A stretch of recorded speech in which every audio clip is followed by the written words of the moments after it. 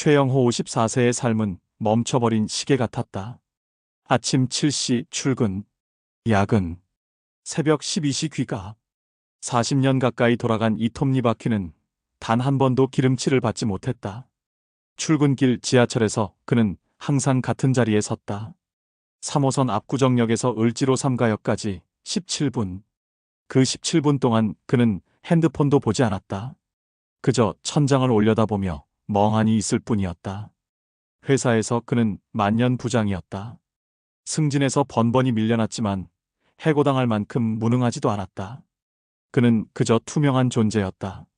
회의 때 그의 의견은 공기처럼 스쳐 지나갔고 회식 자리에서 그의 농담에는 아무도 웃지 않았다. 가정에서도 마찬가지였다. 당신은 도대체 집에서 하는 게 뭐야? 소파에 붙어 숨만 쉬지. 나만 이렇게 힘든 거 알아. 아내 정미숙 52세의 목소리는 날카로웠다. 그녀는 영호를 돈 벌어오는 기계 이상으로 보지 않았다. 결혼 27년 차. 그들 사이에는 대화가 아니라 통보만 있었다. 애 학원비 입금했어. 전기세 고지서 나왔어. 주말에 시댁 가야 돼. 영호는 아내의 잔소리가 칼날이 되어 심장을 찌르는 것보다 그 칼날에 더 이상 아프지 않은 자신이 더 무서웠다. 그는 텅 빈 집에서 외로움이 아닌 무감각을 느꼈다. 어느 금요일 저녁 영호는 욕실 거울 앞에 섰다. 거울 속의 남자는 낯설었다. 축 처진 어깨, 생기 없는 눈동자, 억지로 지은 것 같은 주름진 미소. 그는 거울에 손을 대고 중얼거렸다. 나는 누구지? 대답은 없었다. 이대로 20년을 더 살다간 영혼이 말라비틀어진 미라가 될 것 같았다. 그래서 그는 도망치기로 했다. 목적지는 라오스, 루앙프라방. 지도에서 찾아본 그곳은 가장 느리고 가장 멀리 떨어진 곳이었다. 출장 가야 돼. 일주일 정도. 아내는 고개도 돌리지 않고 대답했다. 알았어. 카드 한도 넘지 마. 영호는 캐리어를 끌고 집을 나섰다. 뒤돌아보지 않았다. 루앙프라방은 시간이 멈춘 도시였다. 메콩강은 황금빛 햇살을 받아 느리게 흘렀고 승려들은 새벽마다 탁발을 나섰다. 프랑스 식민지 시절의 낡은 건물들이 거리 곳곳에 남아 있었고 관광객들은 여유롭게 카페에 앉아 아무것도 하지 않았다. 영호는 공항에서 나와 숙소로 향했다.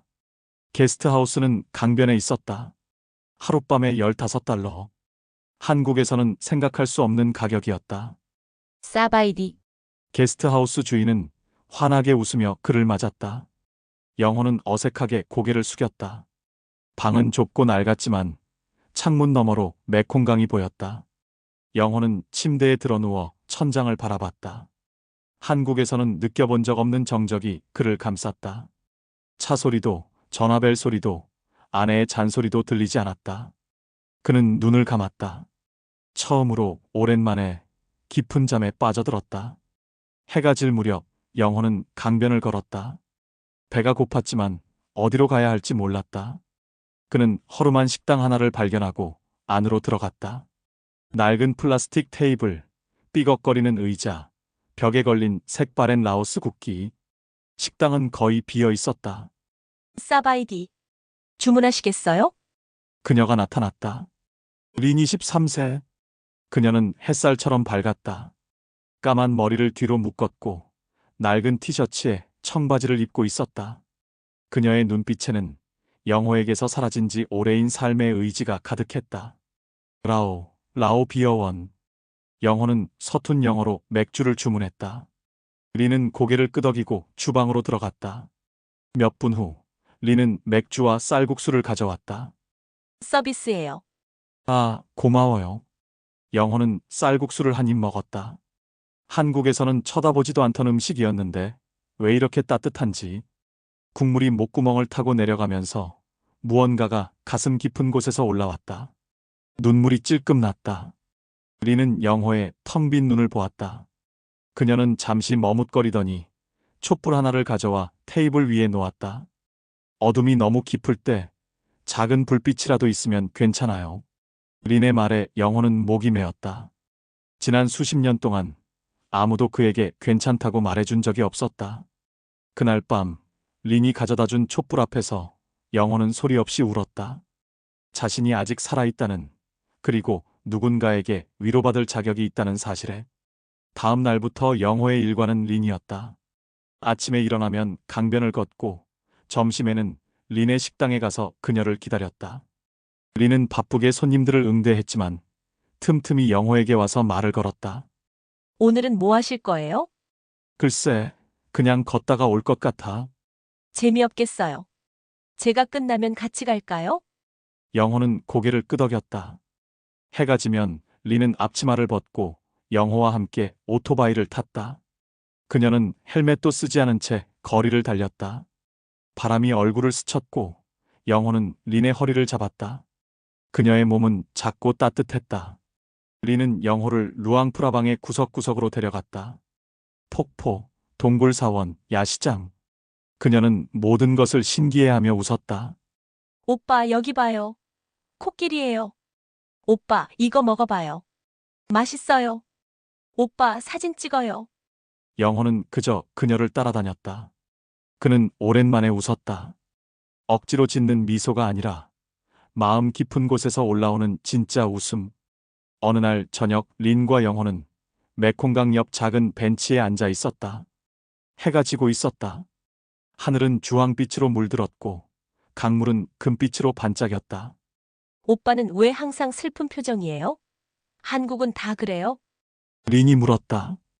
영호는 잠시 망설이다가 입을 열었다. 나는 오랫동안 나 자신을 잃고 살았어. 회사에서는 투명 인간이고 집에서는 월급 입금 기계야. 아무도 날 필요로 하지 않아. 아니, 필요로 하지만 나라는 사람 자체는 필요 없어. 그냥 내가 가진 것만 필요로 하지. 린은 조용히 그의 이야기를 들었다. 그래서 도망쳤어. 여기, 아무도 날 모르는 곳으로. 여기서는 최 부장도 아니고 누구의 남편도 아니고 그냥 최영호잖아. 그런데 영호는 말을 멈췄다. 그런데 뭐예요? 그런데 여기서도 나는 누군지 모르겠어. 린은 영호의 손을 잡았다. 그녀의 손은 거칠었지만 그 온기는 영호의 심장에 스며들었다. 한국에서는 오빠를 최 부장이라고 부르지만 여기서는 그냥 오빠예요. 내가 아는 오빠는 참 따뜻하고 좋은 사람인데. 왜 오빠 스스로는 그걸 몰라요? 따뜻하고 좋은 사람.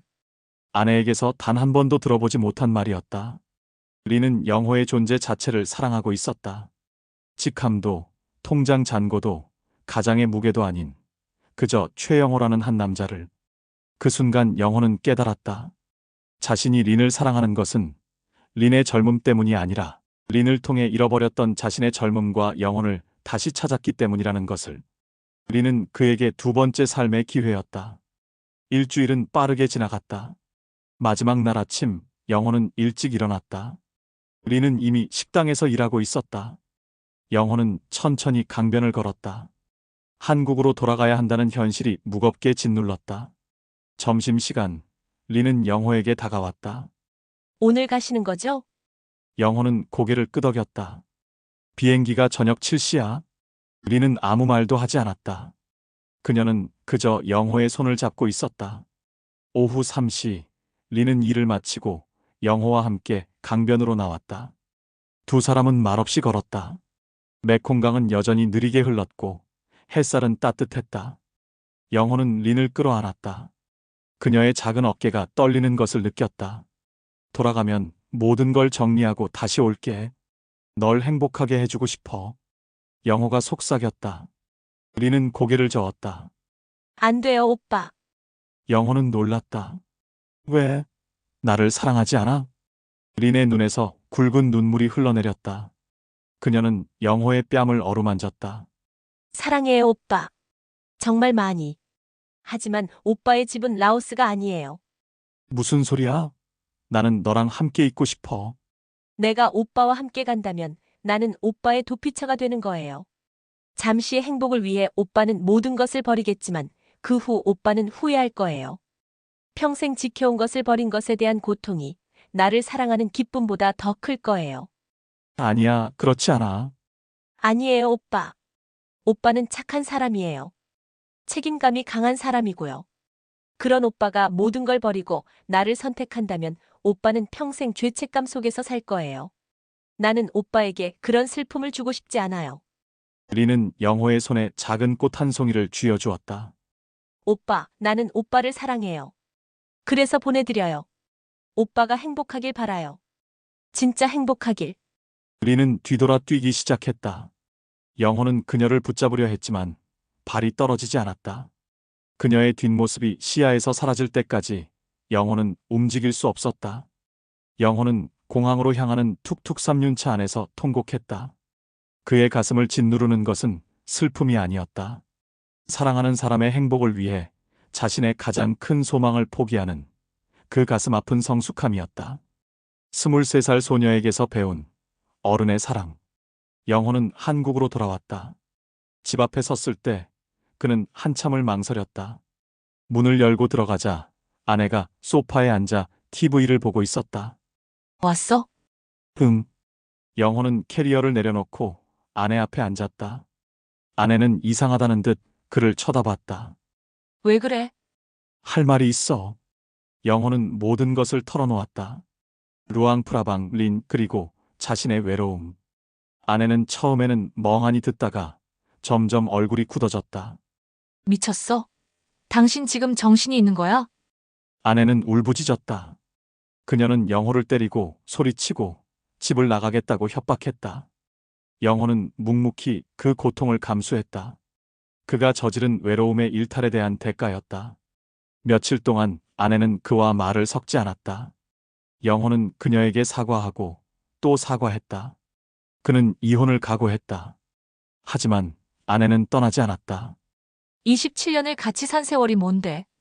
이제 와서 다 버리고 갈 수는 없어. 아내는 울면서 말했다. 하지만 용서는 안 해. 평생 안 해. 영호는 고개를 숙였다. 알아? 그로부터 몇 달이 지났다. 영호는 여전히 회사에 다녔고 여전히 만년 부장이었다. 하지만 무언가 달라졌다. 그는 더 이상 소파에 붙어 있지 않았다. 아내에게 따뜻한 차 한 잔을 먼저 내밀었고 주말에는 함께 산책을 나갔다. 아내는 여전히 차갑게 대했지만 가끔 그의 손을 잡았다. 그것으로 충분했다. 영호의 책상 서랍 속 작은 다이어리. 맨 마지막 장에는 린이 찍어준 메콩강의 사진과 함께 이렇게 적혀 있었다. 린, 너는 나에게 마지막 기적이었어. 내 덕분에 나는 돌아왔어. 고맙고 미안해. 그리고 사랑해. 그의 눈가에는 가끔 린의 미소가 스쳐 지나갔지만 그 미소는 그를 슬프게 하는 대신 남은 삶을 살아갈 용기를 주었다. 그는 알고 있었다. 이 잔인하고도 아름다운 사랑의 추억이 그가 평생 짊어져야 할 외로움의 훈장이자 동시에 그의 마지막 빛이라는 것을. 이 글이 당신한테는 어떻게 다가왔나요? 좋았다면 구독과 좋아요 댓글 부탁합니다.